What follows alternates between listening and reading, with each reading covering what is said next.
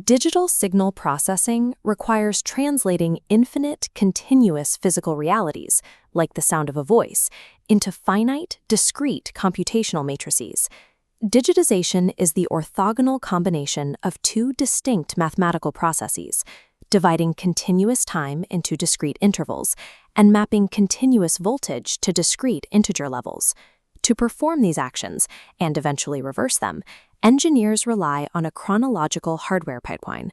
The signal passes through an anti-alias filter, a sample and hold circuit, and an analog-to-digital converter, then eventually out through a digital-to-analog converter and a final reconstruction filter. Shannon's sampling theorem proves these discrete samples allow for a reconstruction that perfectly matches the initial analog input. The sample and hold circuit handles the independent variable, freezing continuous time into static, discrete intervals. Next, the analog-to-digital converter, or ADC, handles the dependent variable, mapping those frozen voltage levels to the closest available integer values. Mastering digital engineering requires understanding exactly how these specific hardware choke points manipulate the boundaries between time and frequency. The absolute physical boundary for the system is the Nyquist limit. A continuous signal can be properly sampled only if it contains no frequency components above exactly 1/2 the sampling rate. The anti-alias filter sits at the very beginning of the pipeline, acting as an analog gatekeeper to enforce the Nyquist limit before digitization begins. Engineers choose filter designs based on trade-offs.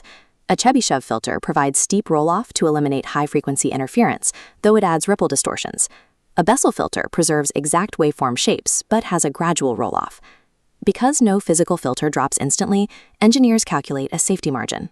The region between 0.4 and 0.5 of the sampling frequency is the wasteland, a portion of the bandwidth intentionally abandoned, so the analog filter has room to reach maximum attenuation before reaching the Nyquist threshold. Without the anti-alias filter enforcing this calculated wasteland, out-of-bounds frequencies will breach the digital system and trigger catastrophic spectral corruption. Moving to the sample and hold circuit, sampling time is mathematically equivalent to multiplying the analog signal by an impulse train. This causes the original signal spectrum to copy itself infinitely at multiples of the sampling frequency.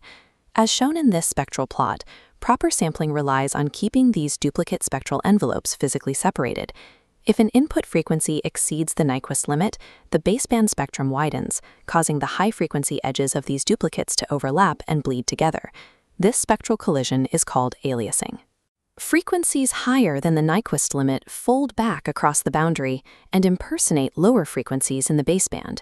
Depending on how the sampling points align with the high-frequency peaks, the alias can appear with a 180-degree phase inversion, mirroring the original out-of-bounds signal while occupying a lower frequency.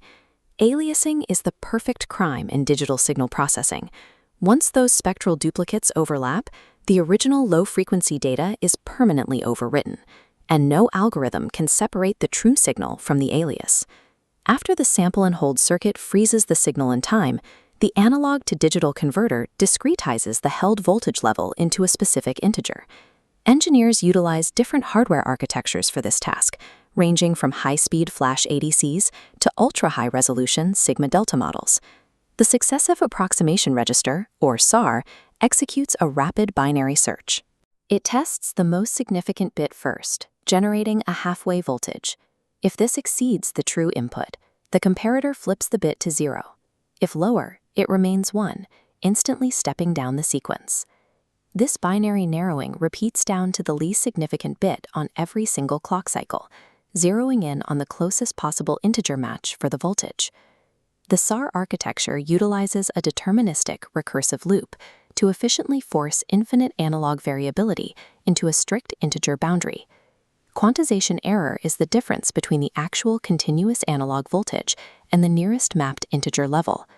As noted here, every sample carries an error of up to plus or minus 1/2 of the least significant bit. Engineers mathematically model quantization error as uniform additive random noise, with a standard deviation of roughly 0.29 lsb.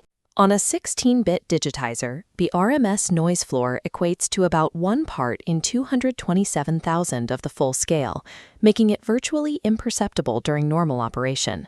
When an analog signal fluctuates by less than half an LSB, quantization error isn't random. The digital output gets stuck, replacing the analog curve with thresholding distortion. We correct this through dithering, injecting random noise into the signal, forcing the output to toggle between adjacent levels. By applying a digital average to these rapid toggles over time, the system recovers the sub-LSB trajectory of the original slow-moving wave. Deliberately injecting random noise into a system is a common method for extracting accurate low-level information that would otherwise be lost to quantization.